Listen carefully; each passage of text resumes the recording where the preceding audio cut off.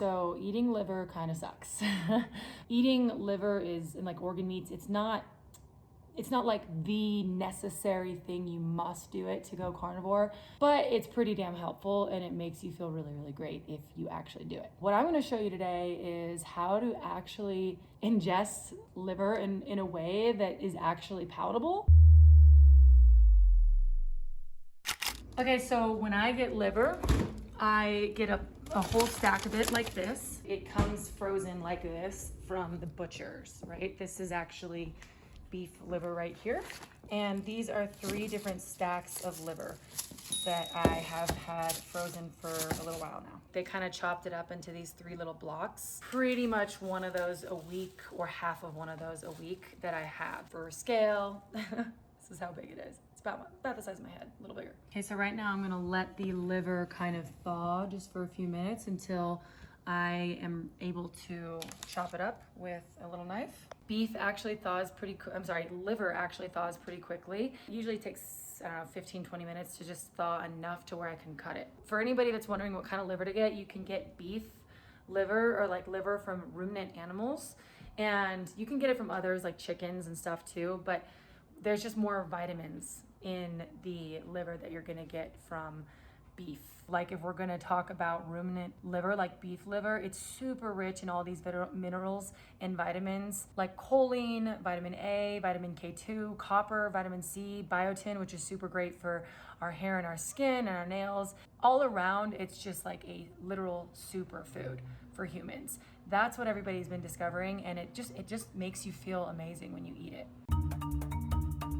Okay, so now that the liver is actually thawed enough, I'm going to chop that bitch up with my handy dandy little knife here. So I've cut these little guys into little slivers there. And what I'm gonna do is make little cubes. As you can see, these are like really small liver bites, pill-sized bites. Nothing big, I might even go smaller than this, but I'm just going back and forth between cutting and showing you guys. But I'm now gonna make a whole plate of this, okay?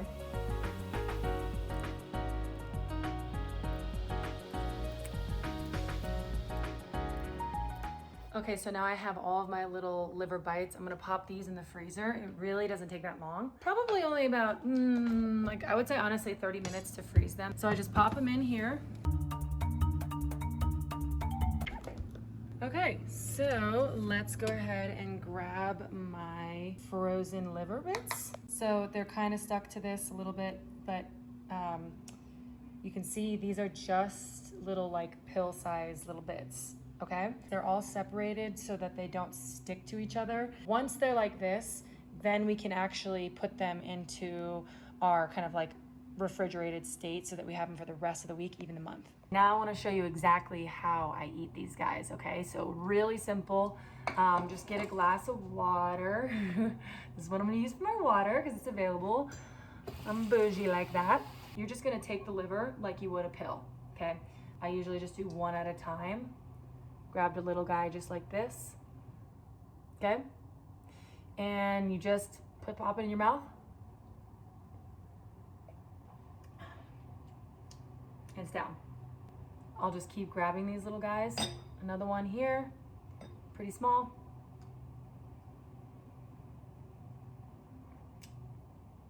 Don't forget the pinky. And it's down. And I didn't even taste it. So that's kind of the go-to for how I eat these, you guys. It's pretty simple, pretty straightforward, and you really, really don't taste it, which is great.